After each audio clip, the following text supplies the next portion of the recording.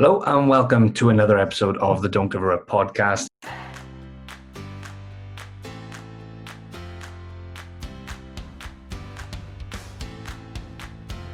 Got pulled over by the police for speeding. Oh my God. Andy, for some reason, decides he wants to flip the car. So he's there flipping this little Fiat. And he went, Fitzy, he said, you need to retire. No, I look back on that time in Wales was pretty remarkable period of their life. The All Blacks are expected to win, and not only expected to win, but to do it with panache. By the time I got offered a contract, I'd already signed for France. We found him unconscious in someone else's tent.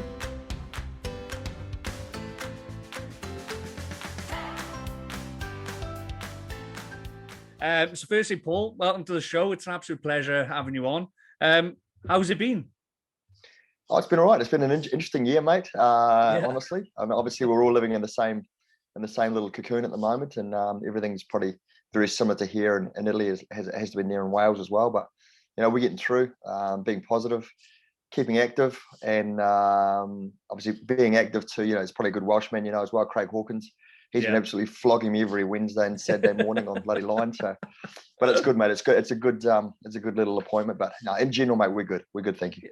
Yeah, I was just going to mention Craig Hawkins because you've got a lot of connections to Wales at the minute, haven't you? With Mike Butts as well up in Mountain Ash. Yeah, exactly, mate. I specifically went and found today. I've actually got the first cap for him from Mountain Ash hat here. Oh my God, when was that from? About 3 years ago, mate. Oh, amazing. I think I was about 64 years of age at the time when I got my first cap there, but it was no, it was good, mate. It was good. No, we went up there for a charity game for. I actually can't remember the guy's name, mate. I apologise for that. But we had a charity game there, and we played against the Welsh Academicals on the Saturday, and that was very, very cool. It's a great place, mate. I enjoy it. A good night out and a good crack. Yeah, and you also played in Paul James's testimonial, didn't you? Yeah, I did. That must have been some fun. Oh, it was a lot of fun. The rugby was it was a very fun day actually. It was a beautiful day in Neath here. In Neath. It was amazing. There's a fantastic crowd, and I think there were so many people there that they couldn't pour enough beer during the game. So there was probably more people crowding up to get a beer than watching the game. But it was brilliant, mate. And then obviously the aftermath was good fun. We'll say that. We'll leave it at that.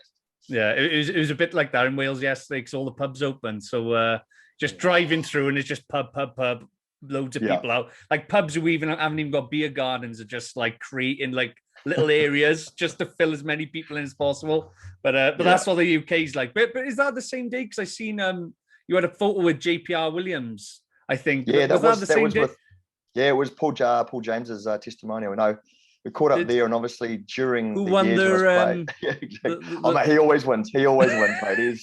You can't beat his. I mean, I didn't try to emulate them. There was no intention of that originally, but then there's a lot of comparisons made to it. Obviously, not for playing styles or anything, because I was nothing like ever he was. But there was a lot of comparisons to facial hair and stuff like that. But it was quite nice to be mentioned in the same sentence. But mate, he's a god, and I'm not. Closest you got to him. Exactly. You can still chop a pint, though. Yeah, I know. It's amazing. He retired when he was like in his 50s, I think, or his 60s. It's ridiculous. But just to get the Welsh links out the way, I actually watched you play once when you were down at Cardiff for Calvisano, and it was Joe Nalomo's debut. We all weren't there to watch you, unfortunately, but we were there to see. We were there to see Big Jonah. Do you remember that game? I remember it vividly, mate. I actually remember the week before we played them over here in Calvisano, and it was actually his first game back. Yeah. And Calvisano, I don't know if you've been here, but it's a small village. It's probably maybe a quarter of the size of Mountain Ash. It's tiny. And the field holds about 3,000. I think there was about 4,500 that day. It was absolutely heaving at the bits. So he played there, and then I knew him back in New Zealand as well, but he was really, really proud and really happy to be back on the field. Then obviously back in Cardiff, he was a big a draw card, wasn't he, really, to get bums on seats and to really get Cardiff going. But he was mate, there was a massissive day. I'll never forget those ones there. It was a huge part in world rugby, really, just to see Jonah come back, after everything he'd done for the rugby in the previous years. Well, let's delve into the history books now, Paul. I know you didn't retire that long ago, but we'll have a look back at your career now. 42 caps for Italy, which is quite incredible, seeing as you made your debut at 29. Yeah, no, exactly, mate. I was always, I don't know how that worked. It was one of those things, the sliding door effect, I suppose you'd say, in the right place at the right time. Alessandro Troncon injured his knee, and John Kern was the coach at the time, and he said, "Look, we're interested." And I said, "Yeah, I'm interested, mate, 100%. You know, you play rugby obviously for the enjoyment, but if you get a chance to go to the highest level, you obviously grab it with two hands." So jumped in there, and then I was lucky enough to stay in there for 4 or 5 years and have a lot of fun.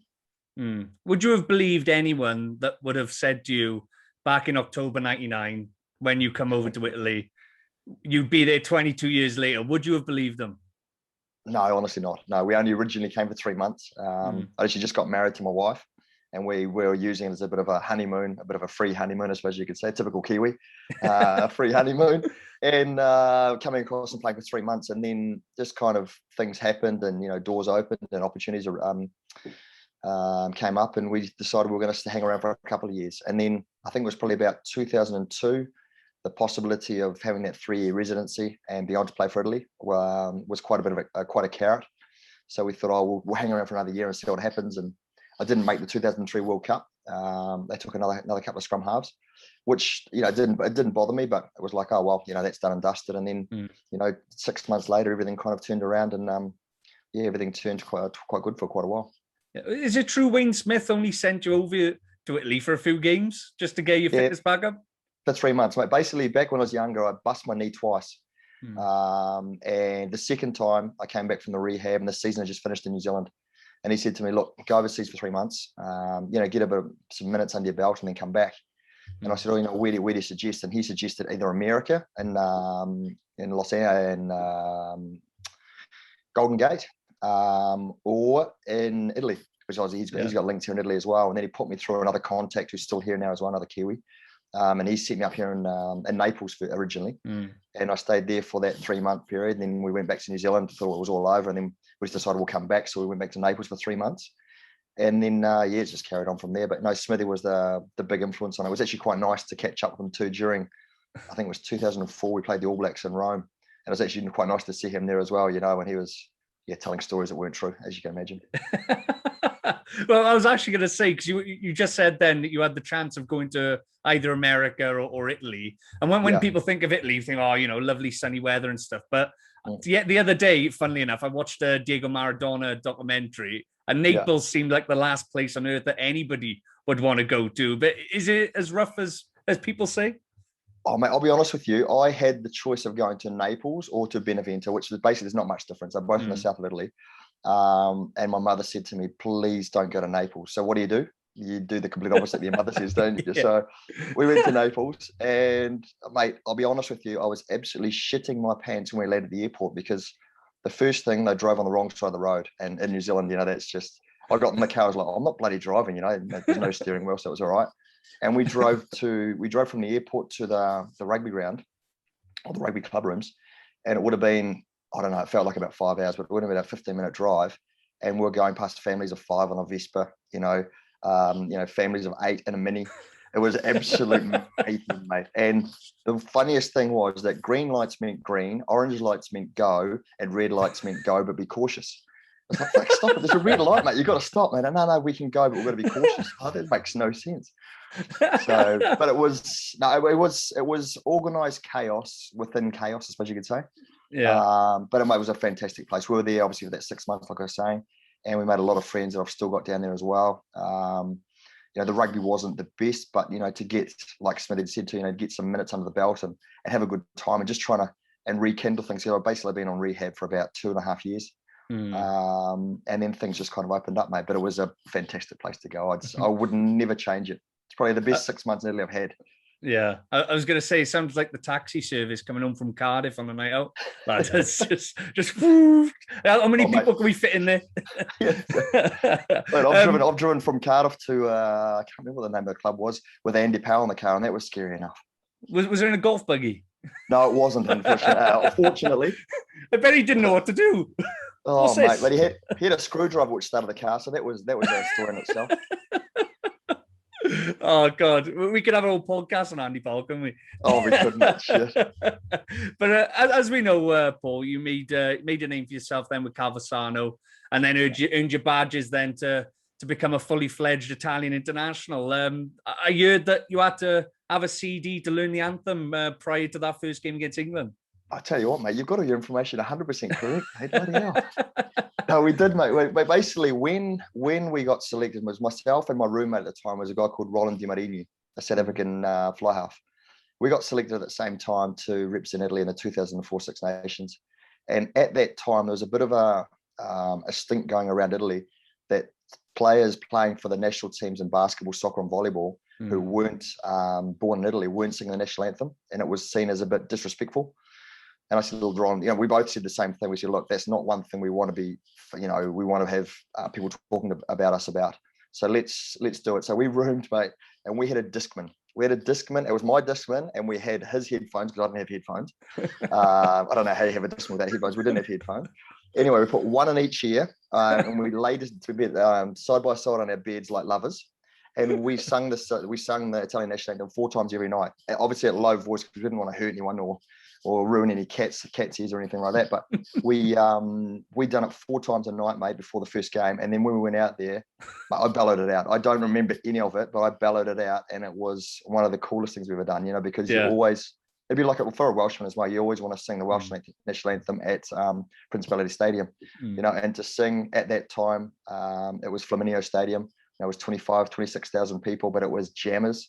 We're against England as well, which were the current world champions. They just beaten Australia with Johnny's right foot drop goal. And we were there, a dirty old kiwi and a Safa standing in an Italian jersey, having the chance to bellow out the Italian national anthem, mate. And it was, you've been to games as well when the Italian national anthem is being sung, and it just revs you up. It was massive, mate. It was huge. And then the game just kind of disappeared really quickly.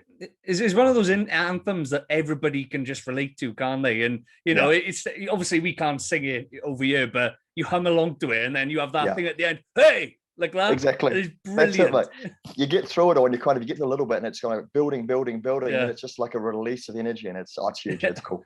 Yeah, well, it's funny you say that. I think a lot of Welshmen don't even know our national anthem. I think Tom Jones, who was supposed to be like the spearhead for Wales that everybody knows around the world, sang at Joe Calzaghe's fight against Bernard Hopkins, and he got all the words wrong. And there was loads of Welsh nationalists going, "What the fuck are you doing?" He changed the word. He changed one of the words. They sound very similar. Welsh words a lot of the words are very similar, but they have completely different meanings. Yeah. And right at the end of the song, he says, racism will live on forever, instead of our hearts will go on forever. That's slightly different, isn't it? In America as well. Oh, yeah, I can imagine. Not nowadays, and not now anyway. But I was going to say, back in about, I think as you said then, there was a lot of media storm around sort of players from overseas in different sports, maybe not having or being perceived not to have the passion that the Italians have. Did you feel that added pressure then to feel that responsibility for the Italians? Because I think at that time, Italy had quite a few New Zealanders and South Africans, didn't they? Yeah, no, we were a few, mate. We were a few. And I think the Italian Rugby Union came out with a rule where I think you only allowed 4. I can't remember it precisely now, but I think you only allowed 4 foreigners in the game day 22 it was then, not 23. And there was, I'll be honest with you, there was a lot of even pressure within the team as well. There was some people that didn't believe that, foreigners should have been taking a place where Italian could play as well. So there was, I won't say there was turmoil or there was major problems, but you could actually feel it as well sometimes that, maybe you had to earn your stripes a hell of a lot more than what you would have had to do if you were naturally Italian. So there was a pressure on it, mate. But it's one of those things. Then you take on the challenge of representing your adopted country, and you got to take on any challenges that come in front of you because you've been privileged enough to be selected. So you've got to take it on the chin, and sometimes you hide away in a little room and have a little word to yourself and try and carry on. But I was brilliant, mate. I can't say anything more about it. It was absolutely the most amazing time. The first time, the 42nd time, every time I went on there, it was unreal. And 20 plus years on now, do you think that mindset has changed? Because I look at Monty Ioane. He's an unbelievable winger. I think he could get into any of the top sides in the Six Nations, and he's going to be that spearhead for players wanting to play rugby in Italy, isn't he? Yeah, I think he is. I mean, I think, maybe going back to when we were involved here too, it kind of broke the mold a little bit. It was more acceptable. There was a lot of foreigners as well in those years. I think Treviso, Viadana, Calvisano, and Petrarca Padova, they had a lot of ex-Australians, ex-Wallabies. There's a couple of ex-All Blacks floating around. There's some really good players there. So I think all that kind of mold got broken in those earlier years. But a guy like Monty Ioane now, a guy like Jaden Hayward as well, you know, they are carrying the mentor now as well. You know, even Dean Budd, who was here for a long time, you know, they've fitted into the Italian culture. They've become Italian. The biggest thing is too, I think, was they learned Italian. You know, back when I first got in there was a few Italian boys. None of the guys that I played with, they all spoke Italian, but a lot of the foreigners that came to Italy didn't go out of their way to learn the language. And I think that was a big part of it as well, you know, because I didn't like walking around going, "Do you speak English?" You know, because I thought it was quite insulting, and you know, and I think it was a part of it too. You know, once that mold got broken, and everyone, obviously, the world's evolved over the last 20 years as well, so people are more open to learning languages and more susceptible to picking up a different tongue, which is not easy. Yeah, and I have to say, your Italian is unbelievable. I watched a podcast, I think it was 2 days ago, and you just spoke, and you were so quick with your words. It was ridiculous.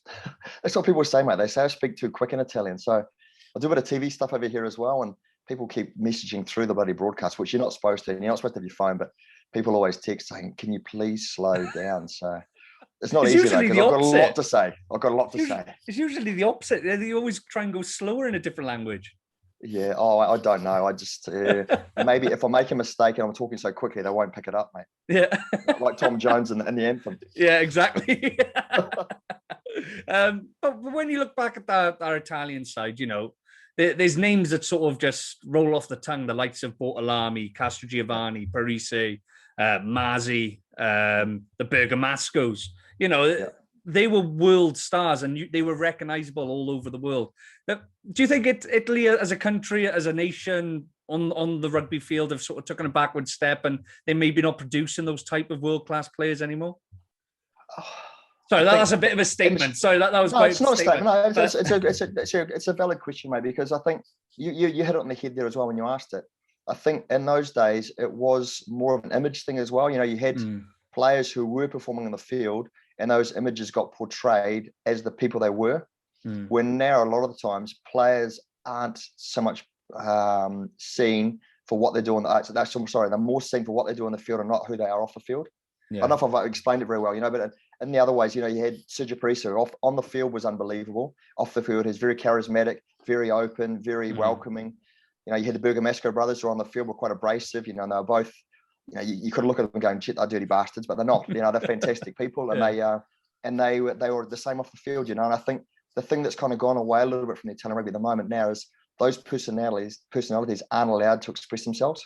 That makes sense. You know, you talk about someone like Matteo Minozzi, you know, who is, you know, he's like a Shane Williams of Italian rugby, or a Dave McKenzie of All Blacks rugby.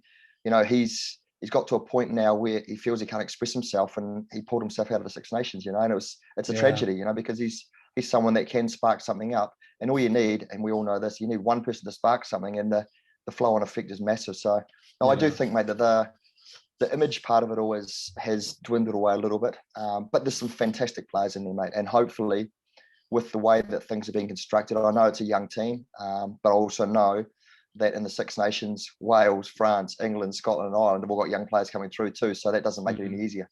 No, you know, they've got older states leaving, but yeah, it's amazing how far behind you can fall, but then you know, Wales haven't beaten the All Blacks since the 1950s, but you know, Argentina come out of nowhere. You know, I don't know if you've seen their training videos of Argentina. They're all training in their houses with their dads, and it was absolutely unbelievable. And then they pull out a performance like they did in New Zealand, and it was crazy. And it does frustrate you as a Welshman sometimes when I know I've gone off a bit subject here, but you know, over in Wales, we call New Zealand the All Blacks. They are the All Blacks. They are up there, and we put them on a pedestal. And I think Mike Phillips knocked her on the head when he said, I think after the game, they were waiting for all the New Zealand players. So all the WRU committee men were saying to the Welsh players, right, get in the dinner room now.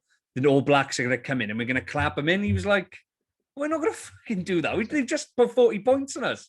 Do you know what I mean? Anyway, the All Blacks were half hour late and they still had to clap him, and he just sat in his chair. And it's like, you know, I don't know whether it's the same over in Italy, but you sort of put these sides on a pedestal sometimes, and you sort of go into games sort of losing before you've even entered the field. Oh, yeah, there was like that back in the day. I think now it's, I mean, obviously with the way results have gone to, that can be perceived as well by a lot of public, a lot of the other public as well. But, the Italian boys, they believe in what they're doing. And I honestly believe what I'm not doing as well. I'm lucky enough to, over the last 5 or 6 years, to be involved in the academy system. And there's some good players coming through, some really good players coming through. But the thing is that it's getting exposure to those bigger games, getting exposure also to, not exposure, but results as well for your franchises. When you look at this year at the Zebra and Treviso, the Zebra had an outstanding year for what they have in the last couple of years, and Treviso had a really, really poor year. And that kind of thing, you talk about with the Ospreys as well. The Ospreys were average at the start of the year. They kind of came right and they went bad again, Scarlets were up and down all over the place, but Wales performed, so there was something in behind there where everyone was working to one goal, where sometimes over here, I don't think that is the actual, the road that everyone's taking. There's always, we've got our franchise, that franchise, and the national team, where everyone in Wales, I imagine, is working to what Wayne Pivac is asking to do. Yeah, it's a strange one because obviously over in Italy you've got football that is, gigantic. And I think I read somewhere that you said the Gazzetta dello Sport or whatever it's called, has like 60 pages dedicated to football and maybe one page or a few lines for rugby. And sometimes, I think people perceive Wales to be a nation that where rugby's the main sport, but it's not. It's football. Football is the main sport. You go down to watch Cardiff City and there's 35,000 fans there every single week and they're in the second division. Whereas, you go down to the Cardiff Blues. I think Pontypridd one day had more supporters at a semi-professional game than the Cardiff Blues did. So it's crazy how that works. But then us over here, we don't even know how it's worked on the international stage. But I think a lot of that's down to Warren Gatland and how he's, created that sort of aura around the national team. He's created that structure that, it doesn't matter if I think Jamie Roberts one season played more games for Wales than he did for the Blues. So I think it was everything centered towards the international game over here, if you get what I mean. Yeah, I do, mate. And I think it comes back to what I was saying before as well. I think because you've got such strong personalities over there as well, you talk about a guy like Sam Warburton, Alan Wynne-Jones, you go with Gethin Jenkins, Gareth Thomas, Shane Williams, people who are very brilliant on the field, but also charismatic, and they knew how to conduct themselves off the field as well. And it brings people towards you, and it creates those vibes. And it doesn't take much for word to get around, let's go and watch Wales play Ireland, even though people would have gone. But instead of having 16, you got 85,000. So I think that's a big part of it too. You go in peaks and troughs, and all sport does. And obviously Wales have lived that over the last 10 years as well, going up and down through Grand Slams and Six Nations titles. But it's how you come out of those troughs as well to go back to those peaks or get back to that flat line. And I think that at the moment is the main goal for Italian rugby, is just trying to get off that, actually get that line back flat, get on I won't say an even playing field, but get on a playing field where we can be really competitive for 80 minutes. And, one result, two results. We saw in the first 2 weeks of the Six Nations with Wales, they had a bit of luck. They played well, but they had a bit of luck as well. And then they went on and hell of a lot of luck. Oh yeah, they did, mate. But you need that too. You need it in every game, don't you? I mean, one bounce can change a World Cup final. One 3-pointer that doesn't go down doesn't go in the net can go around the rim and you lose an NBA championship. So yeah. I don't know where I went with that, mate. That was just a random thing. Let's bring the focus back to you now, Paul, and go back to that England game in 2004. What were the emotions like for you? Were you emotional putting that blue jersey on for the first time? What was the feelings? Because, I remember Hadley Parkes making his debut for Wales and it just looked weird. And interviewing him after the game, I think he was man of the match for Wales on his debut. And it was just weird hearing a New Zealand accent, even though we've had plenty of them. They are in the minority, aren't they? Yeah, no, they are, mate. They are. It was weird, and I must admit it was very emotional. Like I said before, the national anthem just was a blur, basically, just screamed my lungs out. And then we started, and it felt like a minute, but it was half time. And then we went to the second half, and it was just delirious again. And the first game, the only thing about the first game, and it's a story I've told a couple of times, but there was a scrum on our 22 in defence. England had the ball. The ball went to the back of the scrum. Martin Corrie had it, and I went through to try and disturb the ball. Back in the day, you could kind of be a bit more cunning, I suppose you could say. And I actually accidentally grabbed his pack. And I didn't know what to say, mate. I was about 4 years old, and I didn't know what to say. I was like, "Oh, sorry, Mr. Corrie." He looked at me like, "What the And that was it, mate. It was basically, and then they run away and scored another try. Paul Griffen kicked a couple more goals, and she was all over. But that was like my memory from the game was like I grabbed Martin Corey's pack. Yeah. I was like, but no, but it was a flash, mate. It was a flash, and I think the more that obviously because you always think it's only going to be one, or it could be two, or it could be three. So I just after that too, you learn to relax a bit as well, and obviously having that first run of the belt, especially against England, they were a fantastic side on those days too, and they still are. Obviously world champions, I think we got done by 60 points in the end. But I was happy, mate. We got lucky enough to make a few breaks, and we had a couple of decent kicks and done some bits and bobs. But it was just getting that first run of the belt. Then after that, it was just flying on the Six Nations. And I honestly, my first Six Nations was probably the best one I ever played, I think. Yeah, and this may be a bit funny to say, but was that the game where you thought, I'm going to spend the rest of my life in Italy, or did you know that before it, or? Well, no, not really, to be honest. It was probably because at that stage it was just me and my wife, and we found out 3 weeks later that she was pregnant with her first son. It was actually the first time we beat Scotland on this. I think it's the 6th of March 2004, and we found out on the 4th. She rang me and she says, "Look, I'm pregnant." And it was her birthday on the Saturday, so she was there for the game, and we won.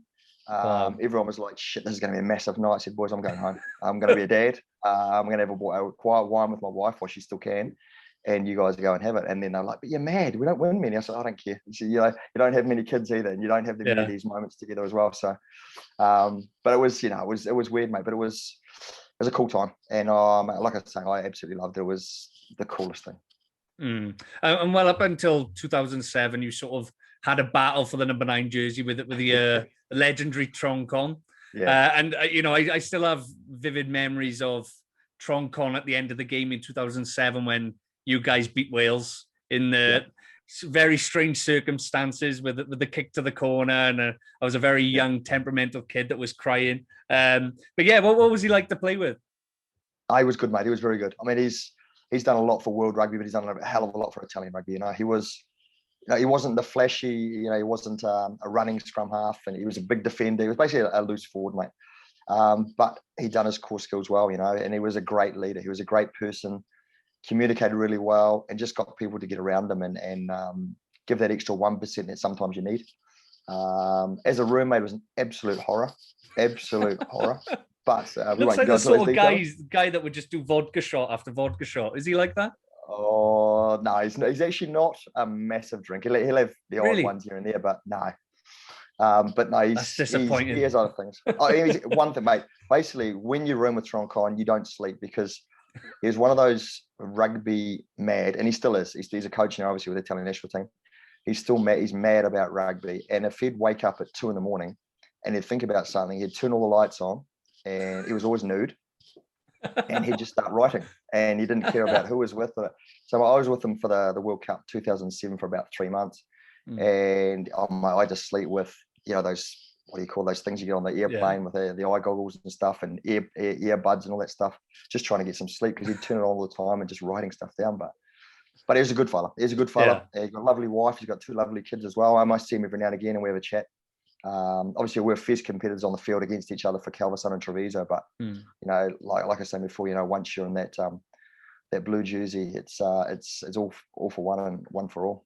Yeah, well, you mentioned the 2007 World Cup there, and as I mentioned earlier, you beat Wales, you beat Scotland again then in 2007 fairly comfortably, and then you nearly beat Ireland in Belfast just before the World Cup. I think they won by 3 points. The confidence must have been quite high going into the tournament because everybody was on about who's going to get second place, Scotland or Italy, but you must have had confidence going into that tournament, thinking we've already beat these guys once. Oh, we did have massive confidence, mate. But then we understood as well that 2007 we had that magical 4.5 minutes, I think it was, we scored 3 tries, from a Murray Bergamasco touchdown, an intercept, and I think Kane Robinson might have intercepted another one as well. So it was, and I think it finished 30, 35, 20 or something like that. So it was a win, but it was something where, like we talked about before, luck was involved. But going to the World Cup, we were very confident, very, very confident.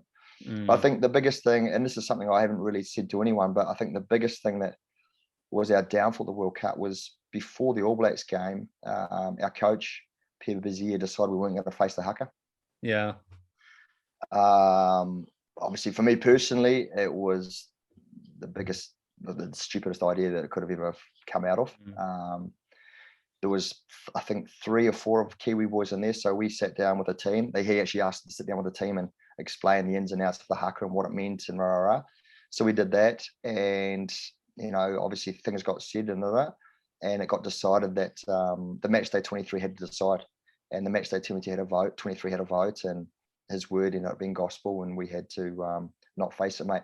I think that caused, it wasn't a massive split, but it just caused a ripple in what was the bubble that was going really nice. The pond was nice and flat, and that was just like a little pebble that got thrown in, and a couple of ripples got there. And we still got through our pool games. We beat Portugal. We struggled against Romania. Tronky came on and scored a try near the end.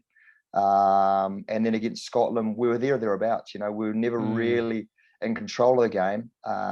Wasn't there a kick right at the end of the game? I think there was a kick at the end. David Waterlucy had a kick at the end. There's about 4 or 5 minutes to go, and it just shaved the right hand upright. And then we had the ball again, and it was just a decision that was incorrect, and it got kicked rather than played, and the game finished, and our dream was over. And I think that was probably the only chance we've really had, honestly, to get through the pool stages. We'll get back into the haka in a minute, but it would have been an amazing opportunity because you would have played Argentina in the next round, I think, where you used to play in Argentina at that time, when you a lot of summer tours and whatnot. But going back to the haka, were the Italian players of the same mindset as you? Because obviously, as you was a Kiwi, you would have known the reaction of them, but you would have wanted to face it personally as well. But were the rest of the Italian boys the same as you? No, mate, there was a mix. I mean, obviously it was quite a young side as well. I mean, there was quite a few of us who have been there for quite a while. And, we understood the things, but there's a lot of young guys too. And, you can understand, they're looking out for themselves as well, for their future careers and stuff. You don't know who the coach is going to be in the years coming on. So, they made the decision. But I hold nothing against them at all. I mean, it wasn't their idea to do it. It was just a decision that everyone had to make. And unfortunately, in sport, some decisions are right, some decisions are wrong. But at the end of the day, we have to live with it. We're a team. We still got ourselves into a situation, even after that decision, to go through to the quarterfinals. We just didn't quite get over the last hurdle. But I still believe, and I believe it strongly, mate, that was just it was a little ripple that we just didn't need. Yeah, and I think Wales have gone through the same thing where they made the All Blacks do the haka in the changing rooms.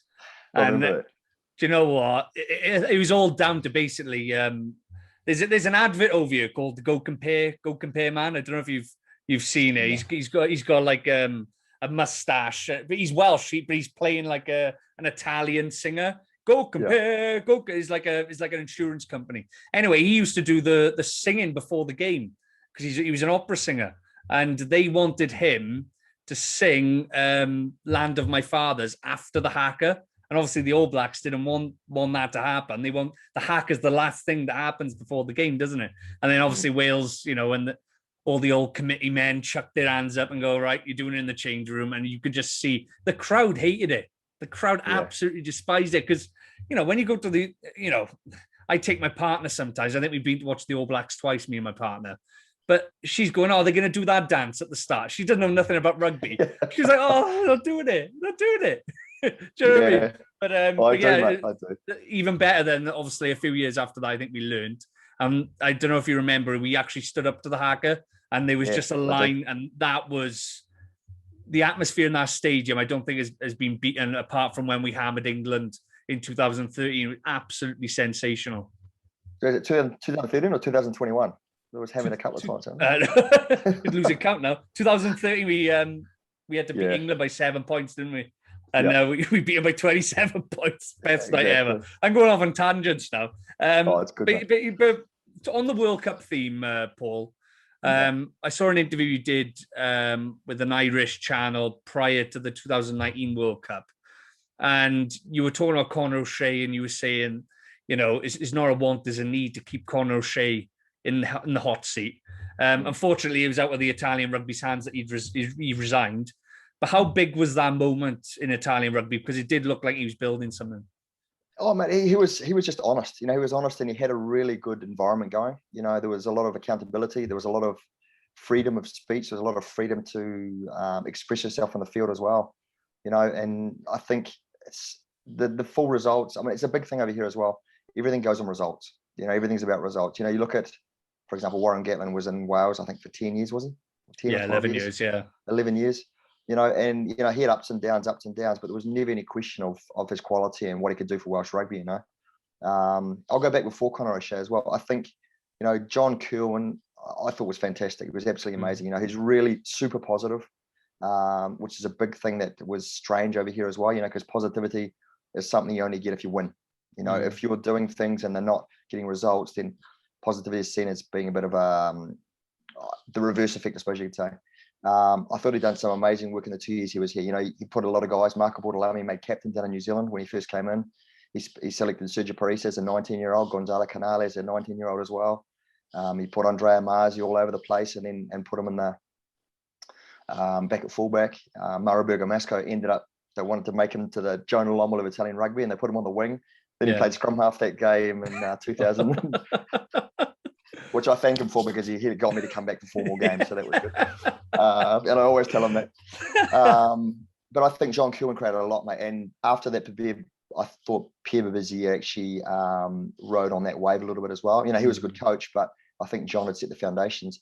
And the same thing again with Nick Mullett. I think if Nick Mullett had stayed on, Italian rugby would have turned the corner massively, because John Kirwan and Nick Mullett were very similar personalities. They were very positive.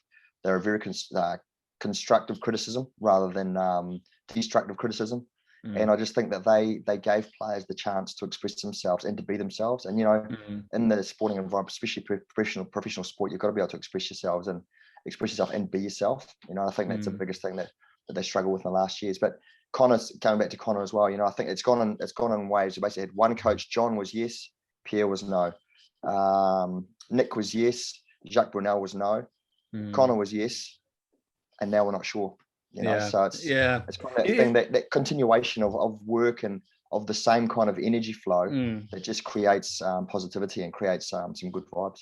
Yeah, it was a weird one, isn't it? Because I remember Nick Mullett.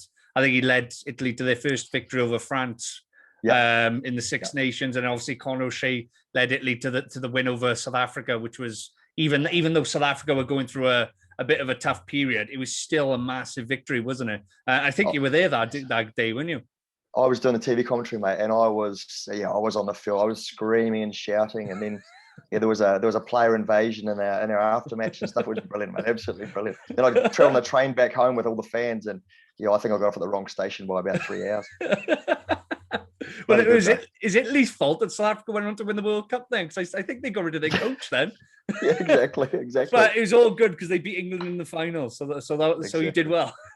No, it was good. The Six Nations is a month. It finished about a month ago now, and the sort of talk of replacing Italy just intensifies with each year, it seems. And everybody sort of points towards Georgia. Do Italians get angry by those sort of questionings all the time, or is it warranted? I don't think it's warranted, to be honest. I mean, obviously, this year result-wise, it hasn't been fantastic. I think there's been spurts and farts during the games where Italy's been very, very competitive. All defensively and offensively. But unfortunately, those critical moments when decisions that need to be made aren't made correctly, it becomes very costly. On the Georgia thing, I just don't think. We played Georgia 2 years ago, I think it was, and it wasn't a pretty game, and Italy didn't play well, but we still beat them by 20 points. That's the thing with Georgia, isn't it? That they've got the scrum. I think I remember Eddie Jones saying, because he used to have Georgia go and train with the England boys, didn't he? And I think David Flatman said when they specifically thinking about the scrum, so they had like 120 scrums. When they specifically their game set on that scrum, they'll do you over all over the field. But as soon as it comes to the set piece, the live scrummaging, the lineouts, the basic rugby, they just go to pieces. And that's where the argument falls down, really. I think so. I suppose the more serious question is with South Africa now. And I saw somewhere that the South African sides are going to be allowed into the European Cup either next year or the year after, which is, again, quite scary because you're automatically thinking then they're going to be in the Six Nations. exactly. No, that is the feeling at the moment. So I mean, that is obviously that Rainbow Nations Cup was supposed to be that as well. Obviously, it's been divided to 2 different competitions now. But just finishing off that Georgia thing. I think with the best of the rest, which is basically Italy's called now. Are they the best of the rest? Yes, I think they are, and I think we are. We play Romania not regularly now, but we did back in the day. You play the island teams as well. Fiji, Samoa, Tonga. America, Canada, and then obviously Georgia's in there as well, and those games are normally games that we take away. There's every now and again that you slip up and it happens in sport, but of the best of the rest, I think we are. And on I just completely forgot the question you asked me. And I have to look. I think I just improvised. I can't even remember it like that. I've completely forgotten.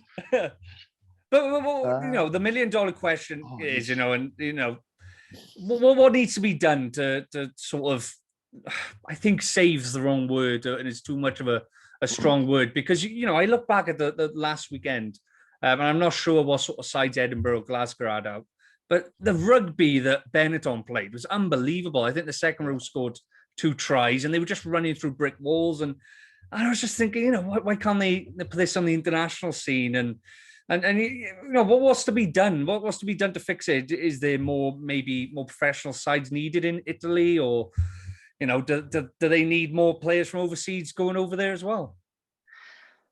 That's the question I think we're all asking over here as well. Can we produce it week in and week out? Obviously, like you're saying, I watched the game last week against Glasgow as well, mate. They were outstanding. They're unbelievable. They played really, really well, and they were the guys that were involved in the Six Nations. So, I don't have the answer. I wish I did, because I would probably be involved with Franco Smith now on the national team. Yeah. It's just one of those things. I think, and I was saying it before as well, we need to play that high quality rugby week in, week out, but also get results. We can't. And the thing is too, there's a big thing in Italy as well. There's always that, how do you say in English? That's defeat with honour. Yeah. I suppose you'd call it. You lose with honour. But losing with honour now doesn't really cut it, because you need to get some results. And I think the big part of it too is, even the rugby public in Italy now are getting a little bit bemoaned, I suppose, about it as well, because they they come to the stadiums to see, obviously not the last year, but in the years gone by, to see Italy, try and get results, and it's becoming quite. Crowds have dwindled quite a lot at Stadio Olimpico. Stadio Olimpico is a massive stadium. It's probably seats. I think it seats basically like Principality Stadium as well. Well, when they first went there, it was packed, wasn't it? Oh, it was massive, mate. I went there for a few games too, done some bits and bobs, and it was awesome. And then I think in the last Six Nations that was played there, they were under 40% of capacity, which is it just comes down to results. But going back to your question on the playing side of it, I just think just like I was saying before, with John Kerwin, with Nick Mullett, and the players, and I think Kieran Crowley's done some amazing things in Treviso as well over the last couple of years. Obviously, this year hadn't gone so well. He had obviously the guys out with the national stuff, and there was a lot of them involved in the Italian side. He had a lot of injuries as well. They're calling a lot of permit players, which they have over here, which get loaned out from the local championships. And they had a lot of bad luck. But now he's got his players back. We saw last weekend, 2 weeks' time, I think they've got the Zebras in the Rainbow Cup, which I'll be commentating on there. So it'll that should be good fun too. But it's just a matter of getting those. It's a confidence thing. You need to get wins to get confidence up and get on a bit of a roll. So hopefully, Kieran, I think there's talk that he's going to come into the national coaching setup now, which could be very, very good, because he's a very good guy, very nice man, and he knows his rugby inside and out. And Marco Bortolome's taking over Treviso. So it's a change of generation, it's a change of ideas. It's someone young who can have his influence with some new coaches too. So it is exciting, but at the same time as being exciting, they need to go ahead and get those results, because it's a big thing I think that the players need at the moment. Finally, I want to bring it back to you now, Paul. Since you've retired, what have you been up to? Have you been keeping yourself busy? I know you do your broadcasting, but have you been rugby coaching as well? Yeah, I do, mate. I basically, when I retired in 2014, I got involved with the Italian Rugby Union. I was coaching for 5 years, in Italian Under-18 Academy. There was 9 of them, now there's 4. So I was involved with them for 5 years. And the last 2 years, I've just been doing going around doing specialist work with scrum halves and the kicking game, basically goal kicking and kicking out of hand. I love it, mate. I absolutely love it. Yeah. You know, I've got a bit of freedom, I suppose you could say, to go around and do how I am, do it how I want, I should say. There's some really good kids around who are open to doing it, you know, and obviously having played to us at a certain level, you know, the kids always, they put you in a bit of a pedestal, mate. So I always, you know, ask them stupid questions, mate. My first question to them is, if you're picking a rugby team, would you pick Tronc or Griffen? Really? They have to say, yeah, mate, that's what I say to them. They just go, oh, I'm Griffen, because I said, no, you tell me the truth. I said, I don't care. So just silly things like that, just to try and break the ice, because you know, you need to be relaxed and you need to chill in what you do. But apart from that, mate, no, just being a dad and just having fun. I've actually got my older son's autistic as well, so there's a lot of stuff involved with autism and that too, but we won't go into that. Yeah. So I love it. I love it. And finally, if you could sum up your time in Italy over the last 22 years in one word, what would it be? Sunshine. I was going to say that. Is that too? That's my GCSE English coming through. It's not. I think it is. It hasn't got a hyphen in between it, so I'm classing it as one. Finally, Paul, before you go, is it okay if we finish with a quick fire round? Yeah, mate.